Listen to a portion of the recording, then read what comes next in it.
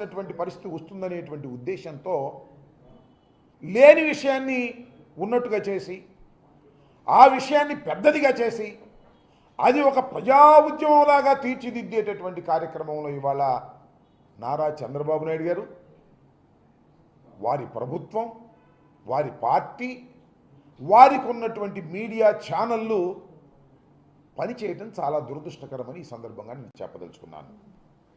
ఇవాళ ఉదయం కొమ్మినేని శ్రీనివాస్ గారిని ఒక సీనియర్ జర్నలిస్టుని సాక్షిలో లైవ్ షో కండక్ట్ చేస్తున్నటువంటి కొమ్మినేని శ్రీనివాస్ గారిని ఇంటికి వెళ్ళి అరెస్ట్ చేశారు.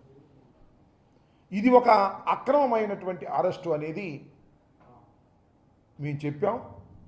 నిశితంగా పరిశీలిస్తే అది అక్రమమైనటువంటి అరెస్టే అవుతుంది.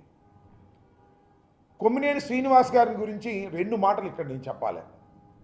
Is a most senior journalist.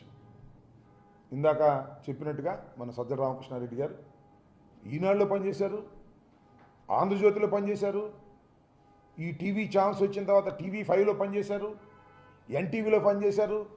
NTVలో పనిచేసినప్పుడు కొమ్మినేని శ్రీనివాస్ గారు చంద్రబాబు నాయుడు గారికి వ్యతిరేకంగా మాట్లాడుతున్నారని, అంటే వ్యతిరేకం అంటే ఆయన చంద్రబాబు నాయుడు గారికి అనుకూలంగా మాట్లాడటం, ఆయన ప్రభుత్వంలో ఉన్నప్పుడు వాళ్ళు చేస్తున్నటువంటి తప్పుల్ని ఖండించేటటువంటి కార్యక్రమం చేస్తున్నాడనేటువంటి ఉద్దేశంతో NTV మీద ఒత్తిడి తీసుకొచ్చి ఆయన లైవ్ షోని ఆపేశారు. ఆయన్ని దాని నుంచి తీసేస్తేనే మీ ఛానల్ని NTV ఛానల్ ఆంధ్రప్రదేశ్లో చూపిస్తాము అనేటువంటి పద్ధతుల్లో చంద్రబాబు నాయుడు గారు ప్రభుత్వం మొత్తం ఏకమై ఆ ఛానల్ మీద ఒత్తిడి తీసుకొస్తే గత్యంతరం లేని పరిస్థితుల్లో కొమ్మినేని శ్రీనివాస్ గారు ఆ ఛానల్ నుంచి బయటకు వచ్చారు. బయటకు వచ్చిన తర్వాత మళ్ళీ సాక్షిలో చేరి ఆయన లైవ్ షో కండక్ట్ చేస్తున్నారు. ఇవాళ కొత్తగా లైవ్ షో కండక్ట్ చేయట్లేదు. ఆయన TV5లో NTVలో సాక్షిలో లైవ్ షోలు కండక్ట్ చేస్తూ వచ్చినటువంటి వ్యక్తి ఎక్కడ తప్పు చేయలేదు ఇంతవరకు నాకు తెలిసి.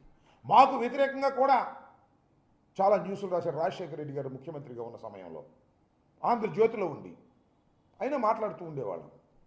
ఆయన ఆర్గ్యూ చేసేవాడు, నేను చేసింది కరెక్టు, ఉన్న వాస్తవాన్ని నేను చెప్పాను, దానికి మీకు బాధ కలిగితే మేమేం చేస్తామని చాలా సందర్భాల్లో అన్నాడని కూడా నాతోనే స్వయంగా రాజశేఖర రెడ్డి గారు ముఖ్యమంత్రిగా ఉన్నప్పుడు CLP ఆఫీస్ దగ్గర అనేక సందర్భాల్లో మేము మాట్లాడుకున్నాం. అలాంటి సిన్సియర్గా పనిచేసేటటువంటి కొమ్మినేని శ్రీనివాస్ గారి మీద నారా చంద్రబాబు నాయుడు గారు కక్ష పూనారు. కక్ష అంటే సింపుల్, మనం చూసాం కదా, సత్యనపల్లిలో ఒక CI గారు మా సామాజిక వర్గమై మమ్ముల్నే తిడతారా, అది పాయింట్ ఇక్కడ. మా సామాజిక వర్గమై మమ్ముల్నే దూషిస్తారా, మమ్ముల్నే విమర్శిస్తారా, ఏ కొమ్మినేని అని కక్ష పెట్టాడు పాపం చంద్రబాబు నాయుడు గారు. ఆ కక్ష ఇవాళ తీర్చుకునేటటువంటి పరిస్థితికి దిగజారిపోయాడని మనం చేస్తున్నాం. ఎస్, నేను చెప్తానండి, అడుగుతానండి. ఇప్పుడు లైవ్ షోలో అనేకం జరుగుతున్నాయి. మీరు చూశారుగా, లైవ్ షోలో కొట్టుకున్నారు, లైవ్ షోలో బూతులు మాట్లాడుకున్నారు. ఎవరు వాళ్ళు?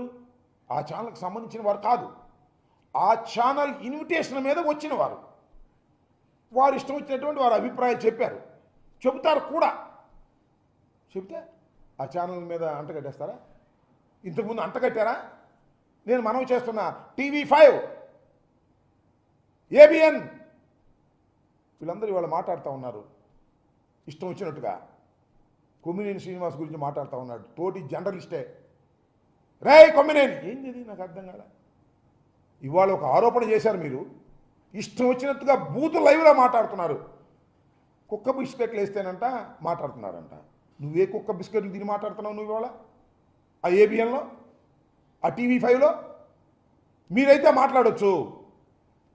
ధర్మంగా ధర్మమైన విశ్లేషణ చేసేటటువంటి వ్యక్తి కొమ్మినేని శ్రీనివాస్. దీనిలో ఏ విధమైన సందేహం లేదు. ఇవాళ ఆయన మీద గుట్టగాల్చి వేసేసి తుడుచుకోమని ఇవాళ మరి మాట్లాడుతున్నారు.